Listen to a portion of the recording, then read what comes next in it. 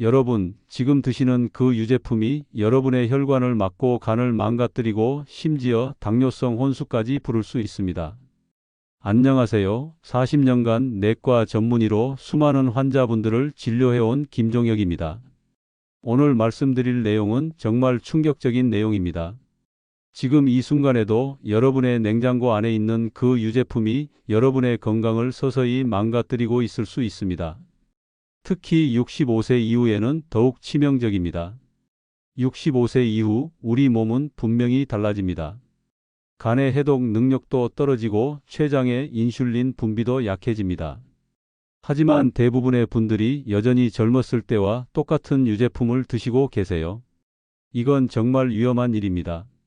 미국 당뇨병학회에서 발표한 자료에 따르면 잘못 선택한 유제품은 당뇨병 발병률을 35%나 높입니다. 심혈관 질환 위험은 4배, 지방간 발생률은 무려 60%까지 증가시키죠. 오늘 영상에서는 국제영양학 연구 자료와 수천 명의 노년 환자와 상담하며 확인된 결과를 바탕으로 65세 이후 절대 피해야 할 유제품 4가지와 반드시 드셔야 할 유제품 4가지를 정확히 알려드리겠습니다. 이 영상을 끝까지 보시면 병원비 수백만 원이 드는 약이나 시술 없이도 냉장고 속 유제품 하나만 바꾸는 것만으로 고혈압, 당뇨, 지방간, 심장병까지 예방할 수 있습니다. 이야기를 시작하기 전 영상 아래에 구독과 좋아요 버튼 눌러주세요. 여러분의 작은 응원이 저에게 큰 힘이 됩니다. 먼저 많은 분들이 궁금해하시는 부분부터 짚고 가겠습니다. 왜 65세 이후에는 유제품이 더 조심해야 할까요? 나이가 들면서 우리 몸에는 3가지 중요한 변화가 일어납니다. 첫 번째는 유당 분해 능력의 급격한 저하입니다. 유당을 분해하는 락타아제 효소의 활성이 어린 시절에 10% 수준까지 떨어집니다. 이 때문에 젊을 때는 아무 문제 없던 우유나 유제품이 복부 팽만, 설사, 가스 등을 유발하게 되죠. 두 번째는 당 대사 능력의 현저한 감소입니다. 췌장의 베타세포 기능이 약해지면서 인슐린 분비량이 줄어들고 근육량 감소로 인해 포도당을 저장할 공간도 부족해집니다. 같은 양의 당분을 섭취해도 혈당이 젊을 때보다 50% 이상 높게 오르고 2배 이상 오래 지속됩니다. 세 번째는 신장 기능의 저하입니다. 실제로 젊을 때는 하루 180리터의 혈액을 여과할 수 있었던 신장이 65세 이후에는 그 기능이 30% 이상 떨어지게 되죠. 이는 유제품에 들어있는 각종 첨가물과 노폐물을 제대로 배출하지 못한다는 뜻입니다. 이런 생리적 변화 때문에 젊을 때는 별 문제가 없던 달콤한 유제품들이 이제는 과당과 인공첨가물 때문에 훨씬 더 위험해질 수 있습니다. 특히 요즘 시중에 나와 있는 대부분의 유제품들은 맛을 위해 당분과 각종 화학 첨가물이 과도하게 들어있어서 노년층에게는 독과 같은 역할을 할 수 있어요. 심혈관계도 마찬가지입니다. 나이가 들면 혈관의 탄력성이 떨어지고 혈관벽이 두꺼워집니다. 이때 당분이나 트랜스지방이 많이 든 유제품을 섭취하면 젊을 때보다 훨씬 더 큰 부담을 주게 되는 거예요. 혈관 내피세포의 당독성 손상이 축적되어 동맥경화가 급속히 진행될 수 있습니다. 간 기능도 중요합니다. 65세 이후에는 간의 해독 능력이 현저히 떨어집니다. 유제품에 들어있는 인공향료, 색소, 안정제, 유화제 같은 화학 첨가물들을 처리하는 부담이 젊을 때보다 2배에서 3배 커지게 되죠. 이로 인해 간에 염증이 생기고 지방이 축적되어 지방간으로 진행할 위험이 높아집니다. 실제로 제가 진료한 환자분들의 사례를 보면 이런 변화가 얼마나 심각한지 알 수 있습니다. 68세 김 할아버지는 매일 아침 바나나 우유 2팩을 20년 동안 드셨는데 어느 날 갑자기 당화 혈색소가 8.5까지 올라가며 당뇨병으로 진단받으셨어요. 70세 이 할머니는 장 건강을 위해 요플레를 매일 드셨는데 오히려 변비가 심해지고 복부 팽만감이 악화되었죠. 이런 사례들을 통해 알 수 있는 것은 65세 이후에는 유제품 선택이 정말 중요하다는 점입니다. 무조건 유제품을 피해야 한다는 것이 아니라 올바른 선택을 해야 한다는 거예요. 그럼 이제 본격적으로 절대 드시면 안 되는 위험한 유제품 4가지를 말씀드리겠습니다. 첫 번째는 요플레를 비롯한 가당 유산균 제품입니다. 많은 분들이 장 건강을 위해 유산균을 드신다고 하시면서 이런 제품들을 선택하십니다. 하지만 시중에 나와 있는 대부분의 요플레류 제품들을 자세히 살펴보시면 정말 놀라실 겁니다. 작은 용기 하나에 당분이 15g에서 20g까지 들어 있습니다. 이는 각설탕 4개에서 5개를 한 번에 드시는 것과 같은 양입니다. 세계보건기구에서 권장하는 하루 당류 섭취량이 25g 미만인데 요플레 하나만 드셔도 하루 권장량의 80%를 넘어서게 됩니다. 더욱 심각한 문제는 이런 제품들에 들어있는 당분이 주로 액상과당이나 설탕 같은 단순당이라는 점입니다. 이런 당분들은 소화 흡수가 매우 빠르기 때문에 혈당을 순식간에 치솟게 만들고 이로 인해 췌장에서 인슐린을 과도하게 분비하게 만들어 췌장에 큰 부담을 주게 됩니다. 특히 65세 이후에는 인슐린 저항성이 증가하기 때문에 같은 양의 당분을 섭취해도 혈당이 더 높이 오르고 더 오래 지속됩니다. 이런 상태가 반복되면 췌장의 베타 세포가 지쳐서 결국 당뇨병으로 진행하게 됩니다. 또한 급격한 혈당 상승은 혈관 내피 세포에 손상을 주어 동맥경화를 촉진시킵니다. 요플레에는 당분 외에도 인공양료, 색소, 안정제, 유화제, 증점제 등의 화학 첨가물들이 다량 포함되어 있습니다. 이런 화학 첨가물들은 간에서 해독 과정을 거쳐야 하는데 나이가 들면서 간의 해독 능력이 저하된 상태에서는 이런 부담이 더욱 클 수밖에 없습니다.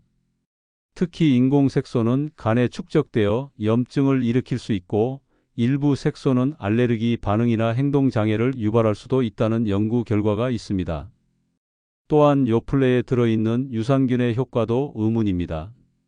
대부분의 시판 요플레는 장기 보존을 위해 열 처리를 하거나 방부제를 첨가하는 과정에서 유산균의 활성이 크게 떨어집니다. 설령 살아있는 유산균이 들어있다고 해도 당분과 첨가물이 많은 환경에서는 유익균보다 유해균이 더 잘 자랄 수 있어서 오히려 장내 환경을 악화시킬 수 있습니다. 실제로 제가 진료한 72세 박 할머니의 사례를 말씀드리면 이분은 장 건강을 위해서라며 매일 아침 공복에 요플레를 드시던 분이었습니다. 3개월 후 정기검사에서 당화혈색소가 7.2까지 올라가 있었고 중성지방 수치도 300을 넘어서 있었어요. 요플레를 완전히 끊고 무가당 그릭 요거트로 바꾼 후 6개월 만에 당화혈색소가 6.5까지 떨어졌고 중성지방도 150대로 정상화되었습니다. 더불어 변비도 개선되고 복부 팽만감도 사라졌다고 하시더군요. 두 번째로 절대 피하셔야 할 유제품은 밀크커피입니다. 많은 어르신들이 커피숍에서 아메리카노 대신 라테나 카푸치노를 드시거나 집에서 믹스커피에 우유를 타서 드시는 경우가 매우 많습니다. 하지만 이런 밀크커피류는 여러 면에서 노년층에게 매우 해로울 수 있습니다. 먼저 대부분의 밀크커피에는 상당량의 설탕이 들어갑니다. 커피숍의 라테 한 잔에는 보통 10g에서 15g의 설탕이 들어가고 집에서 만드는 믹스커피는 훨씬 더 심각합니다. 믹스커피 한 봉지에는 설탕이 6g에서 8g 정도 들어있고 여기에 프림이 추가로 들어갑니다. 하루에 3잔만 드셔도 25g이 넘는 당분을 섭취하게 되어 하루 권장량을 초과하게 됩니다. 프림은 더욱 큰 문제입니다. 프림은 식물성 기름을 화학적으로 수소화시켜서 만든 것으로 트랜스지방이 포함되어 있을 가능성이 매우 높습니다. 트랜스지방은 혈중 LDL 콜레스테롤을 증가시키고 HDL 콜레스테롤을 감소시켜 동맥경화를 급속히 진행시킵니다. 특히 이미 혈관 건강이 좋지 않은 노년층에게는 심근경색이나 뇌졸중의 위험을 크게 높일 수 있습니다. 또한 카페인의 문제도 심각합니다. 나이가 들면서 간에서 카페인을 분해하는 효소인 CYP1A2의 활성이 떨어지기 때문에 같은 양의 카페인을 섭취해도 체내에 더 오랫동안 머물게 됩니다. 젊었을 때는 4시간에서 6시간이면 분해되던 카페인이 노년기에는 8시간에서 12시간까지 지속될 수 있습니다. 이로 인해 혈압 상승, 심장 두근거림, 불면증, 불안감 등의 부작용이 더 쉽게 나타납니다. 특히 고혈압이나 심장병이 있는 분들에게는 카페인이 매우 위험할 수 있습니다. 카페인은 교감신경을 자극해서 심박수를 증가시키고 혈압을 올리는데 이미 심혈관계에 문제가 있는 상태에서는 급성 심근경색이나 부정맥을 유발할 수도 있습니다. 또한 밀크커피에 들어있는 유당도 문제가 됩니다. 나이가 들면서 유당을 분해하는 락타아제 효소의 활성이 현저히 떨어지기 때문에 유당불내증 증상이 나타날 수 있습니다. 복부 팽만, 설사, 가스 등의 증상이 나타나면서 전반적인 소화 기능에 악영향을 줄 수 있습니다. 제가 진료한 69세 김 할아버지의 사례를 말씀드리면 이분은 매일 아침 믹스커피를 3잔씩 드시던 분이었습니다. 수축기 혈압이 160에서 170, 이완기 혈압이 90에서 95로 높게 나와서 혈압약 치료를 시작했지만 잘 조절되지 않았어요. 약을 바꿔도 효과가 제한적이었습니다. 자세히 문진해 보니 믹스커피를 하루에 3잔씩 때로는 4잔까지 드신다는 것을 알게 되었습니다.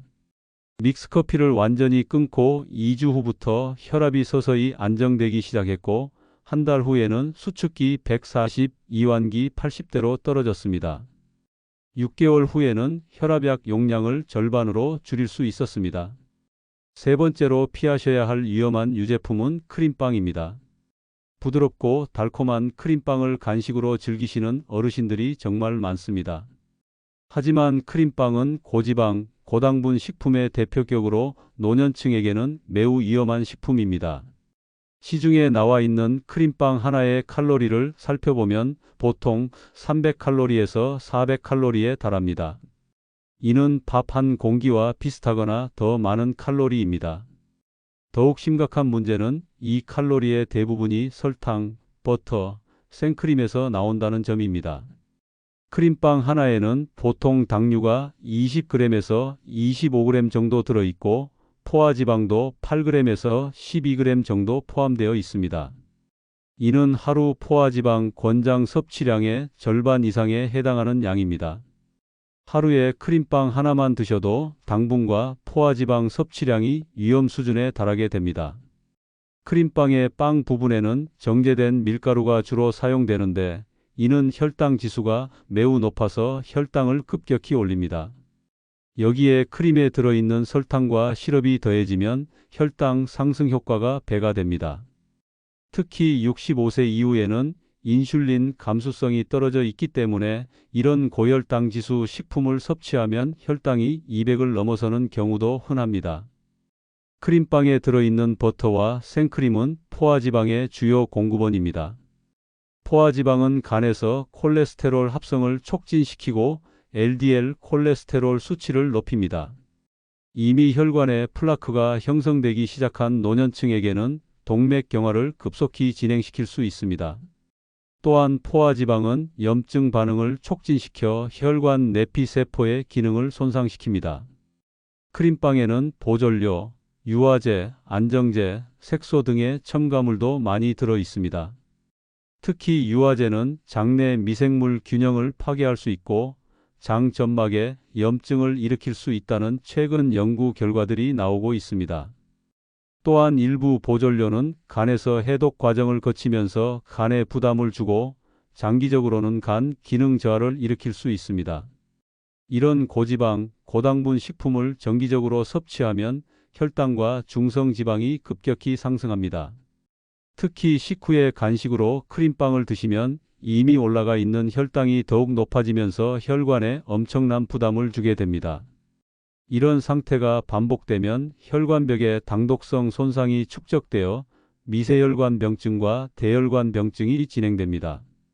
또한 과도한 당분과 지방은 내장지방 축적을 촉진시켜 대사증후군의 위험을 크게 높입니다. 내장지방은 단순히 저장된 지방이 아니라 각종 염증, 물질과 호르몬을 분비하는 내분비 기관 역할을 합니다. 이로 인해 인슐린 저항성이 더욱 악화되고 염증성 사이토카인이 증가하여 전신 염증 상태를 만듭니다. 실제로 제가 만난 74세 이 할머니는 오후 3시쯤 간식으로 크림빵을 거의 매일 드시던 분이었습니다. 복부 CT를 찍어보니 내장 지방이 과도하게 축적되어 있었고 지방간도 상당히 진행된 상태였어요. 혈액 검사에서는 ALT가 85, AST가 78로 높게 나왔고 중성 지방은 280이었습니다. 크림빵을 완전히 끊고 견과류 한 줌이나 사과 반쪽 정도로 간식을 바꾼 후 6개월 만에 내장 지방이 현저히 줄어들었고 간 수치도 정상 범위로 돌아왔습니다.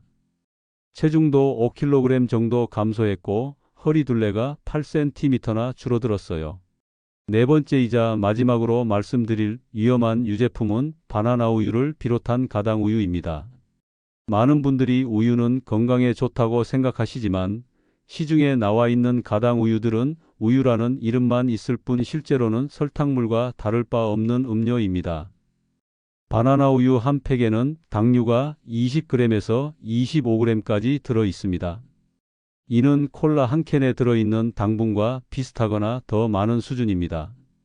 더욱 심각한 문제는 바나나 우유에 들어있는 당분의 상당 부분이 액상과당이라는 점입니다. 액상과당은 설탕보다도 흡수가 빠르고 혈당을 더 급격히 올립니다. 또한 액상과당은 일반 포도당과 달리 간에서 직접 대사되면서 지방으로 전환되기 쉬워 지방간의 주요 원인이 됩니다. 특히 노년기에는 간의 대사 능력이 떨어져 있기 때문에 액상과당이 더욱 쉽게 지방으로 축적됩니다. 바나나 우유라는 이름과 달리 실제로는 진짜 바나나는 거의 들어있지 않습니다. 성분표를 보시면 바나나 함량이 1%에서 3% 정도에 불과하고 대신 인공 바나나향, 노란색 색소, 유화제, 안정제, 증점제 등의 첨가물들이 주를 이룹니다. 이런 화학 첨가물들은 간과 신장에 부담을 주고 일부는 알레르기나 염증 반응을 일으킬 수도 있습니다.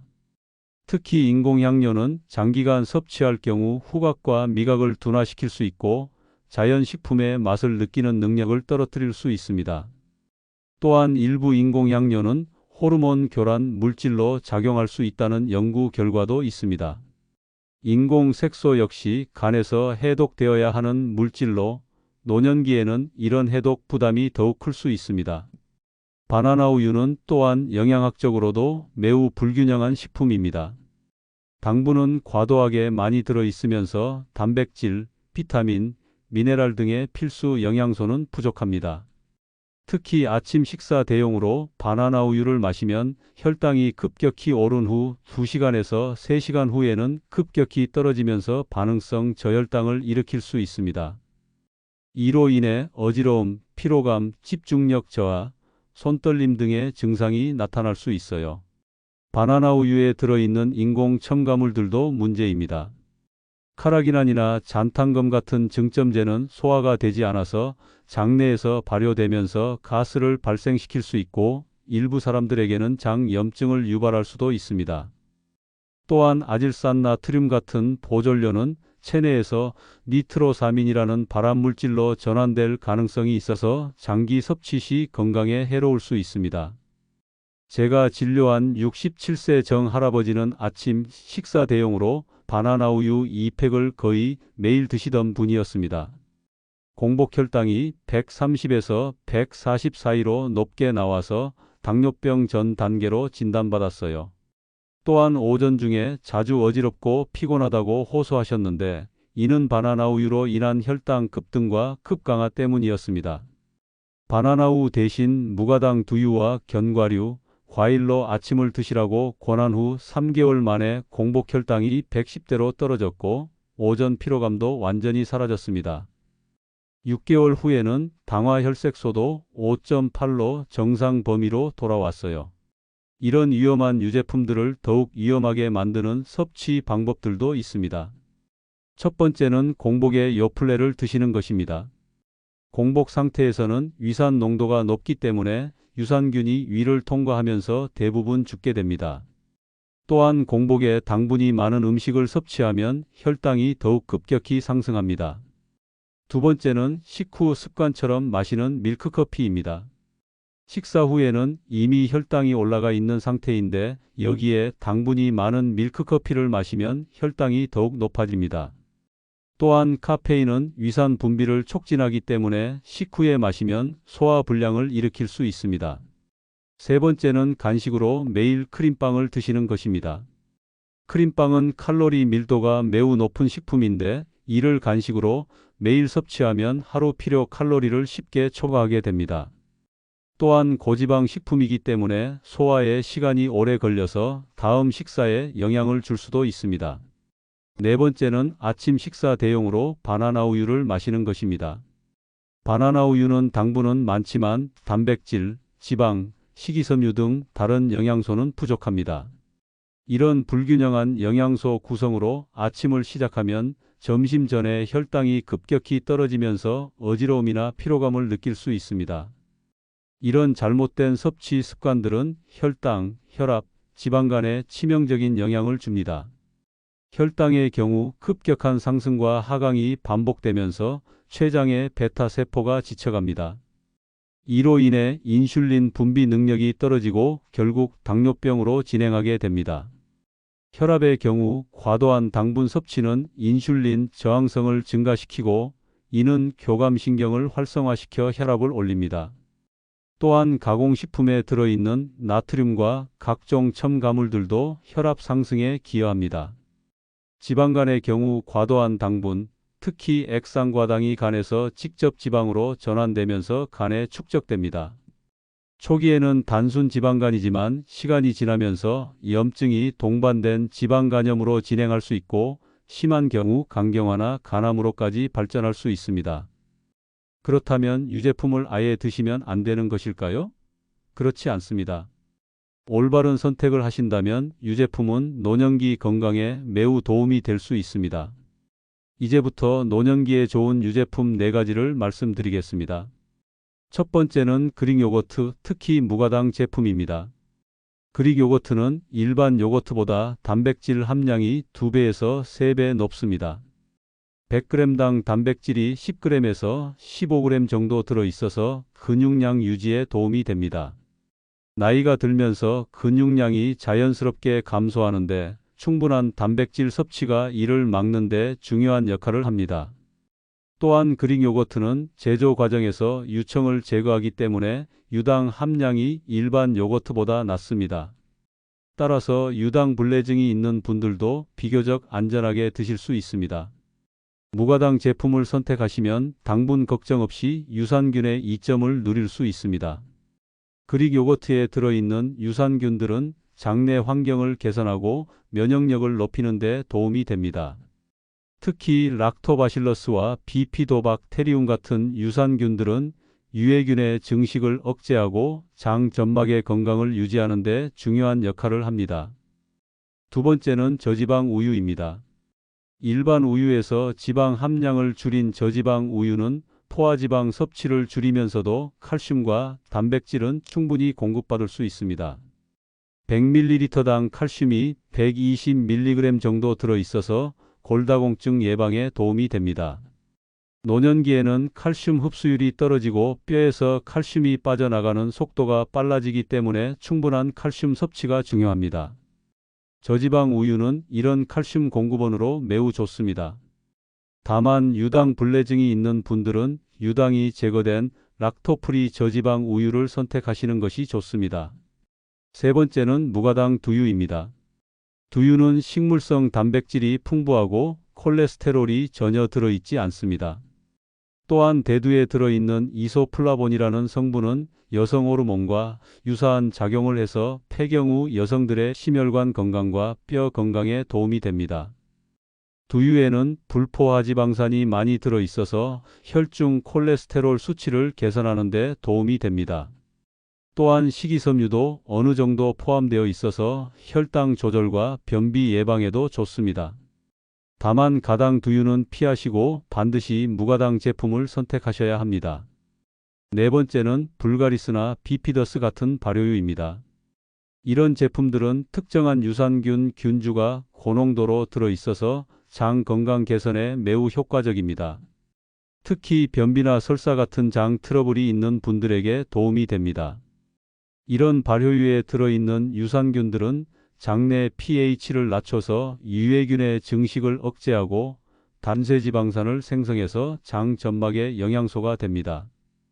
또한 면역세포의 70%가 장에 있기 때문에 장 건강이 좋아지면 전반적인 면역력도 향상됩니다.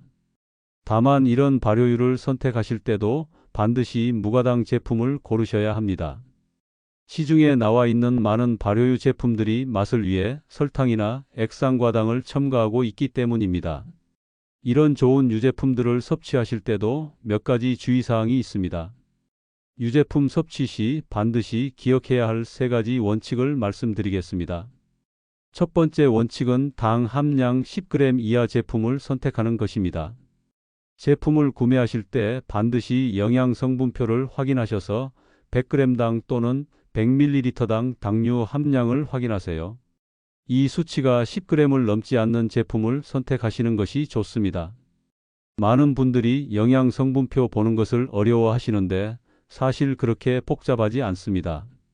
영양성분표에서 가장 중요한 것은 당류 함량과 나트륨 함량, 그리고 포화지방 함량입니다. 이 3가지만 체크하셔도 건강에 해로운 제품들을 상당 부분 걸러낼 수 있습니다. 두 번째 원칙은 공복 섭취를 금지하는 것입니다. 아무리 좋은 유제품이라도 공복에 드시면 위장에 부담을 줄 수 있습니다. 특히 유산균이 들어있는 제품들은 위산에 의해 유산균이 죽을 수 있기 때문에 식후에 드시는 것이 좋습니다. 가장 좋은 섭취 시간은 식후 30분에서 1시간 사이입니다. 이 시간에는 위산이 어느 정도 중화된 상태이면서도 아직 소화가 완전히 끝나지 않았기 때문에 유산균이 장까지 살아서 도달할 확률이 높습니다. 세 번째 원칙은 성분표에서 프림, 고과당 시럽, 색소를 확인하는 것입니다. 이 3가지 성분이 들어있는 제품은 피하시는 것이 좋습니다. 프림은 트랜스지방이 포함될 수 있고 고과당 시럽은 혈당을 급격히 올리며 인공색소는 알레르기나 염증 반응을 일으킬 수 있습니다. 성분표를 볼 때는 첫 번째부터 3번째까지 나와 있는 주원료를 특히 주의 깊게 보셔야 합니다. 성분표는 함량이 많은 순서대로 표기되기 때문에 앞에 나와 있는 성분일수록 많이 들어있다는 의미입니다. 이 3가지 원칙만 지켜도 유제품은 독이 아닌 약이 될 수 있습니다. 실제로 제가 환자분들께 이런 원칙을 설명드리고 유제품을 바꾸신 분들의 건강이 많이 개선되었습니다. 실제로 제가 진료한 환자분들의 사례를 통해 유제품을 바꾸는 것만으로도 얼마나 놀라운 변화가 일어날 수 있는지 말씀드리겠습니다. 68세 김종덕 할아버지는 당뇨병 가족력이 있으셔서 건강에 신경을 쓰시는 분이었지만 아침마다 바나나 우유 2팩을 20년간 드셔왔습니다. 점심 후에는 믹스커피, 오후엔 크림빵을 간식으로 즐기셨어요. 바나나가 몸에 좋다고 하니 바나나 우유도 건강식품이라고 생각하셨던 거죠. 내원 당시 공복혈당이 135에서 145 사이로 높았고 당화혈색소는 6.8이었습니다. 당뇨병 전 단계에서 당뇨병으로 넘어가는 위험한 상황이었어요. 오전 중 어지러움과 피로감을 자주 호소하셨는데 이는 바나나 우유로 인한 혈당 급등과 급강하 때문이었습니다. 중성지방 수치도 280으로 높게 나왔고요.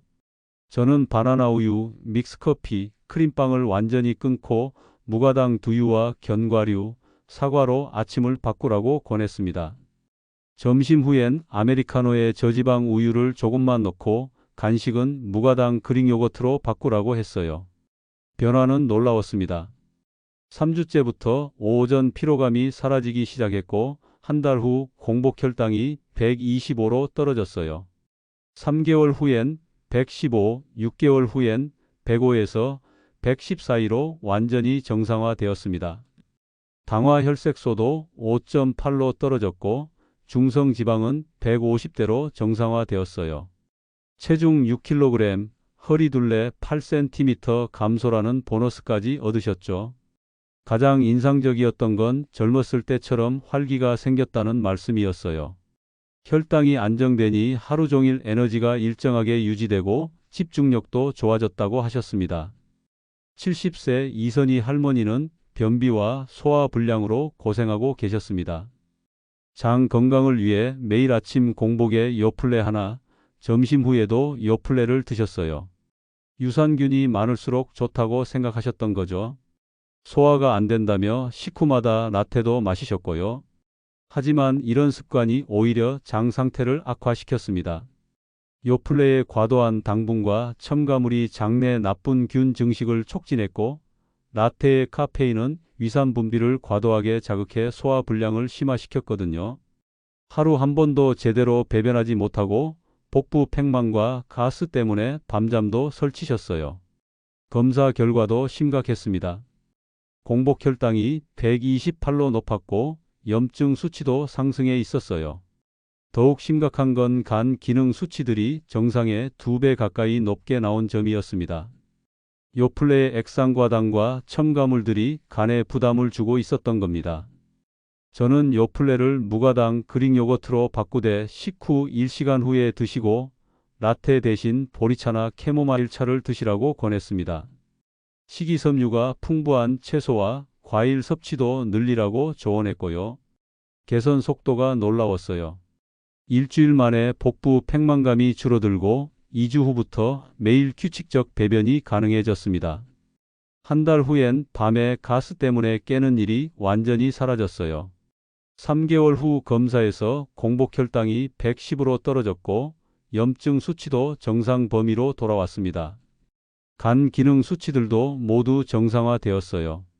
음식 먹는 즐거움을 다시 찾았다고 환하게 웃으며 말씀하시던 모습이 지금도 기억에 남습니다.